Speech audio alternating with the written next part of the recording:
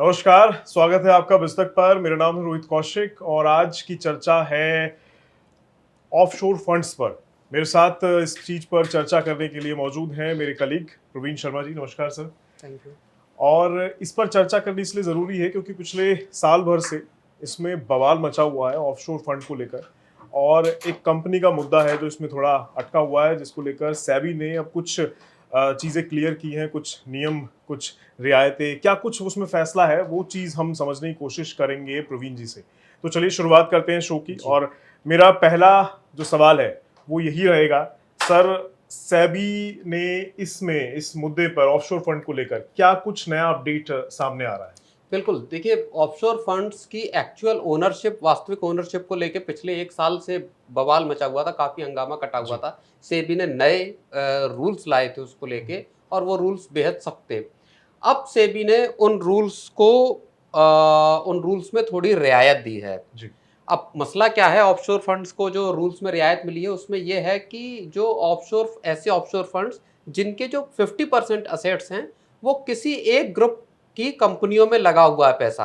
अच्छा। 50% किसी ग्रुप का, मान लीजिए एयूएम 1 लाख करोड़ है तो उसका 50,000 करोड़ रुपए अगर किसी एक ग्रुप की कंपनियों में लगा हुआ है तो उनको अब अपने जो उसके जो इन्वेस्टर्स हैं उनके नाम डिस्क्लोज नहीं करने होंगे, लेकिन ये एक शर्त के साथ दिया गया है।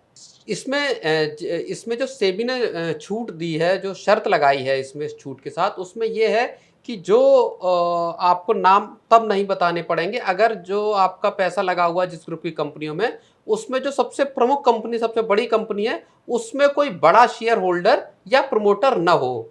बड़े शेयर होल्डर या प्रमोटर से मतलब ऐसे इन्वेस्टर या ऐसे लोगों से है जिनका पास उस कंपनी की पॉलिसीज पे दखल होता है या उसमें उसको कंट्रोल करने का अधिकार होता है। जी, अच्छा, मतलब बेसिकली ये रियायत सेबी की तरफ से इसमें दी गई है। जी, जी, जी।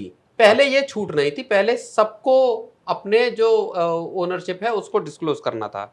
जी। अच्छा, तो सर वैसे सेबी को ये नॉर्म्स लाने की जरूरत ही क्यों पड़ी? मतलब ये जो चीजें अब सामने आ रही हैं, हुँ। सेबी लेकर ही क्यों आया है? बिल्कुल, ये बात बताएँगे, उसके साथ एक चीज़ और भी बतानी है कि इसमें ऐसी कंपनियाँ भी शामिल हैं जो ऑफशोर फंड्स में जी। जिनको अपने एक्चुअल ओनरशिप का खुलासा करना है, जिसमें इन्वेस्टर्स शामिल हैं।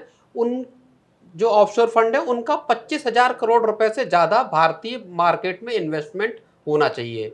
50% आपकी एसेट्स किसी एक ग्रुप की कंपनी में हो या 25,000 करोड़ रुपए आपका भारतीय बाजार में इन्वेस्टमेंट हो। तो सेबी ने स्टॉक एक्सचेंजों से भी बोला है कि वो ऐसी कंपनियों की पहचान करें जिनमें कोई बड़ा शेयर होल्डर या प्रमोटर नहीं है।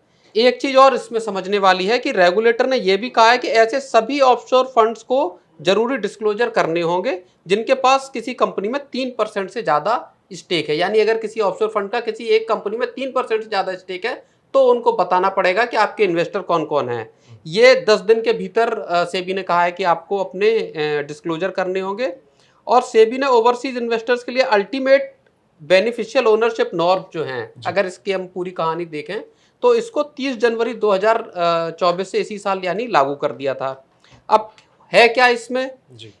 इन नियमों के मुताबिक एफपीआईज को अपने इंडियन एयूएम का 50% से ज़्यादा किसी एक कॉरपोरेट ग्रुप में होने और भारतीय बाजार में 25,000 करोड़ रुपए से ज़्यादा इन्वेस्टमेंट होने पर सेबी को सभी इकाइयों की ओनरशिप, इकोनॉमिक इंटरेस्ट, फंड या कंपनी में कंट्रोल राइट्स के बारे में बारीकी से जानकारी मुहैया करानी है। ये है। अब आपने जो सवाल एक पूछा था कि आखिर ऐसा सेबी को क्यों करना जी। पड़ा, तो असल में इसमें मसला ये है कि जो अल्टीमेट बेनिफिशियल ओनरशिप नॉर्म है ये अगस्त 2023 में पेश किए गए थे और इन नियमों को लाने के पीछे अडानी ग्रुप एक बड़ी वजह थी। अच्छा। अगर आप देखें 24 जनवरी 2023 को अडानी ग्रुप पे हिंडनबर्ग रिसर्च ने आरोप लगाए थे। जी। जी। उसमें एक बड़ा आरोप इस बात का था कि अडानी ग्रुप की कंपनियों में ऐसे ऑफशोर फंड्स का पैसा लगा हुआ है जिनके एक्चुअल ओनर्स कौन हैं वो पता नहीं वो है। पता नहीं। एग्जैक्ट। उसमें यह भी आरोप लगाया गया था कि इन ऑफशोर फंड्स को पीछे से, पर्दे के पीछे से खुद अडानी फैमिली मैनेज करती है, कंट्रोल करती है। जी। तो इसके बाद फिर सेबी पे प्रेशर बढ़ा और सेबी ने फिर उसके बाद पिछले साल इन ऑफशोर फंड्स के नियमों को पेश कर दिया था। हालांकि उसको लेके बड़ी खलबली मची, कहा गया कि इसमें रियायत दी जाए। तो ये वो था। अच्छा। जी। इसमें इससे जुड़ा कुछ जोखिम वगैरह भी है? जोखिम सेबी का जो मानना है उसमें उन्होंने ये कहा कि अगर इस तरह के इन्वेस्टमेंट इन कॉरपोरेट ग्रुप और इन्वेस्टर्स के आपस में सांठगांठ करने और एफपीआई रूट का इस्तेमाल करके टेक ओवर नॉर्म्स या जो मिनिमम पब्लिक शेयर होल्डिंग का जो नॉर्म है सेबी का, उसका उल्लंघन किया जा सकता है। यानी ऑफशोर फंड्स के जरिए जो इन्वेस्टर हैं, जो फंड्स हैं, एफपीआईज हैं, वो आपके जो टेक ओवर सेबी के जो नॉर्म्स हैं या जो मिनिमम शेयर होल्डिंग नॉर्म है, कम से कम 25% पब्लिक की शेयर होल्डिंग होनी चाहिए, उसका उल्लंघन किया जा सकता है। ये एक सेबी की इसको लेके फिक्र बनी हुई थी, इसीलिए ये नियम लाए गए हैं। क्योंकि इसमें अडानी का भी ये मामला है कि उनके पास पीछे से जो ऑफशोर फंड्स के जरिए अपने कंपनियों में ज़्यादा शेयर होल्डिंग है और जो मिनिमम शेयर होल्डिंग वाला जो मामला है वो पूरा नहीं हो रहा है। हालांकि सेबी ने इसमें कुछ सॉवरेन फंड्स, कुछ ग्लोबल एक्सचेंजों पर लिस्टेड कंपनियों, पब्लिक रिटेल फंड्स और दूसरे रेगुलेटेड इन्वेस्टमेंट व्हीकल्स को छूट दी हुई है इस नॉर्म का, जो एफपीआई के डिस्क्लोजर नॉर्म है उनको पूरा करने से।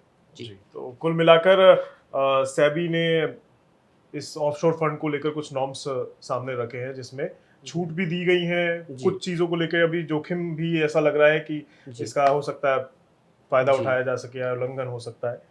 लेकिन फिलहाल सेबी की तरफ से कोशिश जरूर की गई है जो इन फ्यूचर में भी ये काम की हो सकती है। फिलहाल आज के इस मुद्दे में इतना ही। फिर एक बार किसी नए टॉपिक के साथ आपके सामने आएंगे, और तब तक के लिए इजाज़त दीजिए। सर, आपका बहुत बहुत शुक्रिया इस चीज़ के ऊपर बातों को क्लियर करने के लिए। धन्यवाद। बिस्तक आपके लिए लाया है प्रीमियम मेंबरशिप प्रोग्राम, जहां आपको मिलेंगे कई सारे फायदे, जिनमें मार्केट न्यूज़लेटर, लाइव चैट पर आपके सवालों के सबसे पहले जवाब, मार्केट आउटलुक, वीकेंड पर मार्केट स्कैन, एंकर्स के साथ चैट और भी बहुत कुछ। इस प्रीमियम सब्सक्रिप्शन में 3 तरह के प्लान्स हैं, सिल्वर, गोल्ड और प्लैटिनम, जिनकी शुरुआत मात्र 159 रुपए महीने से होती है। इससे जुड़ना भी बेहद आसान है। बिस्तक के YouTube चैनल पर जाएं, ज्वाइन बटन पर क्लिक करें और अपना प्लान सिलेक्ट करें। बस बन गए आप हमारे प्रीमियम मेंबर।